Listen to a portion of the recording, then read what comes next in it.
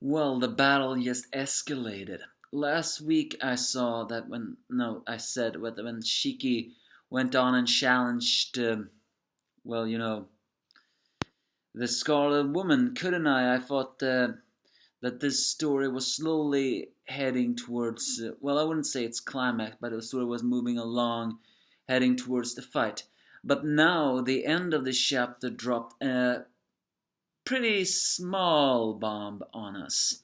Sure, I mean, don't get me wrong, this is not a bad bomb or anything, but it does bring a very huge despair in wanting to know that, okay, what are we gonna happen now?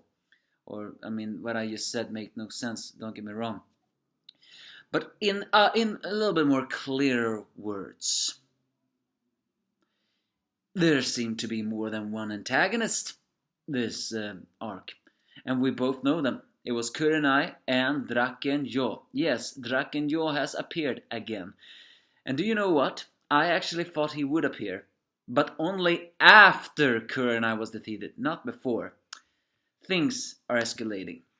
And there's actually only one part of this chapter which I curse immensely. But we'll get to that part soon. First off, the angry enemy found the despair river, and now let's go in the summarize of this chapter. First off, a cover page with Rebecca in a cat pajamas or something. Don't I look like a girl's soul and cat outfit? Yeah, that is kind of adorable. Either way, that as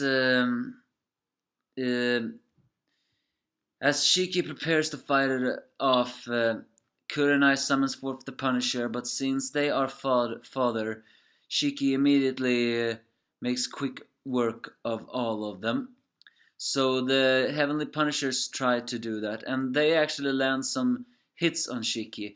Note, these are actually one of the first times Shikis have actually felt a hit, but he actually managed to counter and launch them against each other. But it's worth noting that Nino is the only one who does not attack. Either that means he's the strongest, he is not a fighter, or there is something else. Well, there are some implications that suggest that he is the token good person of these Heavenly Punishers. Given to the fact that he was based upon a fan of Hiro Mashima, then maybe that is the ultimate tribute. Or maybe he's the most messed up. I mean, granted, if he is the most messed up, that wouldn't explain why he considers the strong in the slum to be cruel, even by the Kurenai standards. So either way, Shiki immediately falls towards Madame Kurenai. And here is the one very upsetting scene. She stops his attack with one hand. Come on! She is not meant to be strong. She is meant to be what she always is, scum and weak. That is my one and only thing I do not like here. Granted, however, it's worth noting that she's activating some very strange gauntlet in her hand. The same one that had the acid, possibly implying that the gauntlet somehow gives her more strength than the strength she has already. Granted, however, she doesn't throw Shiki away immediately. But Shiki is proclaimed to stop Kurenai, especially of the fact that you took smiles away from Homura. If shedding tears is a sign of weakness, because, well, after all, the fact that Kurenai says tears are for the weak, those that win constantly smile. Oh, you naive scum. You were the one who didn't even smile, and then you used the goodwill of a person to take power. You don't deserve a single thing you have been given. So either way, Shiki says that we will continue with the weakness until it turns into strength. So I have to say I like that one. Shiki is one who says that showing emotions is not wrong. While I am still very worried that he won't have a match for Kurenai, well, don't get me wrong though, the one that should defeat Kurenai is Homura. And given to the fact that Drakenjo appeared in this chapter, maybe we have switched in challengers. However, there's a very big danger with Drakenjo appearing, and we'll get to that soon also. First, let's finish the summarization of this chapter. We're switching back to the slum where the rebels hear that Shiki went on to attack one. And Paul reveals that his ether level is much higher than his, therefore he can challenge him. This apparently implies that those with ether gears have actually a level of ether inside of them that makes their ether gears more powerful. Again, we haven't gotten a real explanation yet on how this ether gear works. The one and only explanation we have gotten is that ether are inside all of the humanity, and this ether gears allows one to manipulate that ether into them, similar to how if they were a robot. But what I mean is that we haven't gotten an explanation for yet.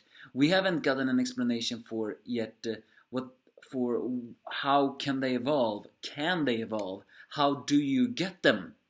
I mean, there have been some clues every now and again. Some of them clues is it can be passed on. After all, both Humura and Shiki ether gears are not their own. They belong to Valkyrie and Siggy respective. Humura also seems to imply that you can awaken the ability to have an ether gear, but you won't have gained a power until you choose what that ability is. Saying something like, if you haven't chosen, then it's very possible. But all of that is not explaining either. And again, it's not exactly explained how to gain one. The fact that Rebecca is bathing and slowly getting awareness of it seems to imply that it has to evolve the ether in your body in order to awaken it. But now we are saying a level of ether is not explaining yet on what that means. Regardless, as the rebels prepare to move out, Rebecca goes to Humura, who is still in her grief. She says to Humura that Shiki has stormed the Crimson Winnie woman and all is bad. Then Rebecca remembers all the words that Humura wanted to say to her master. So she says, "Were you able to convert what you wanted to?" And for the first time, Humura, who has been in a daze for a very long time, actually reacts. As she says, I'm sure she heard it. See, since you always let it out, that's why your feelings will always reach. I mean, Humura do consider the Eden crew her friends, I presume. But she also may sometimes feel she doesn't really belong there. But Rebecca is the best girl here. She has understood Humura for their bathtub bonding, or not bathtub, bath pool bonding. Regardless, however, the chapter ends with that the Crimson Eye has been hacked. And who has hacked that? Well, none other than Drakenjo, who has appeared. As we all know, they were supposed to have a deal of finding the Eden Zero, but Kurenai wanted to break that deal, but it seems that Drakenjo break that first. Because all he wanted, well, he wants Eden Zero. But he also said that the Crimson Eye is the only thing that can locate the Eden Zero.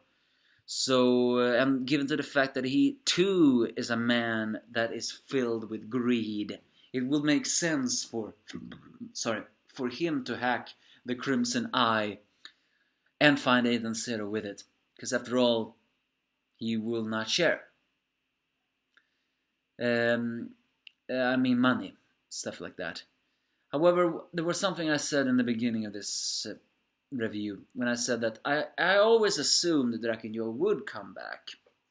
But I assumed it would be after Kurenai was defeated. You know, only to set up who the new antagonist of the next arc was going to be.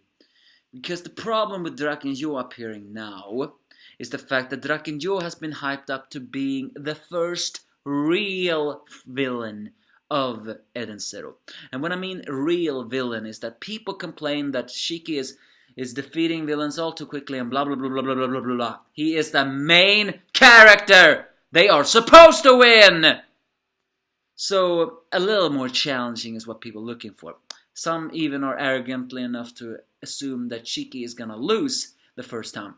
Then, to be fair, I do not want that. But I can see where people are coming from. I would at least want Drakenjo to not be a guy who will be knocked out with one punch. That is enough for me. After that, Shiki can pummel him all he wants. The problem is, though, how powerful is Drakenjo? We don't know.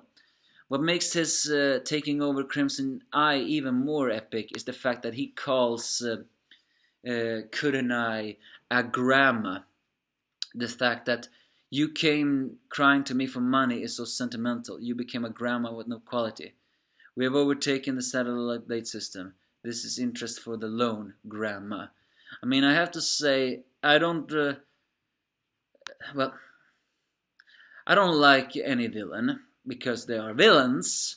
Although there's some villains I do like, I can admit. But what I mean is, it is oddly satisfying to hear Drakenjo calling Kurenai a grandma. Because technically she is. She ruins others' beauty and keeps herself young somehow. She is very likely extremely ugly, ragged. And the fact that she is saying tears are for the weak when she came to the most wanted criminal for money. Don't know where that money came. Probably she took that money in order to gamble at the casino. She threw into prison. When Valkyrie liberated her, well, you know, all that stuff. Something like that, maybe. So it's oddly satisfying for Drakenjo to call Kurenai grandma. Either way, she proclaimed, though, that if you want a war, put on the Crimson Steel Knight. I'll erase the whole slum and Drakenjo. Well, you won't, Kurenai. Drakenjo is Shiki's prey to defeat. Because I know he will defeat him one day! But we'll see about the whole slum. Again, the one who should defeat Kurenai, that is Homura. And only Homura. But yeah, we seem to have a fourth knight, the Crimson Steel Knight. And given to what we see of the Crimson Steel Knight, the Crimson Steel Knight is apparently not a human. He's a robot, and a giant one at that. At least that's what I can assume from this picture. So yeah, the gang war has officially begun. Drakenjo is taking over the Crimson Eye. The problem is now, can he locate Eden Zero now? According to Hermito, her skills makes Eden Zero invisible, but something tells me that Drakenjo is not a man to be underestimated in that. I mean, don't forget, Spider could hack Eden Zero, but that was before Hermito managed to save it, so to speak. So yeah, the dread is real. The situation is real. So the one and only thing that was bad in this chapter was Kurenai stopping Shiki's attack with one hand. That was incredibly frustrating. Other than that, I had nothing against this chapter. Drakenjo is here.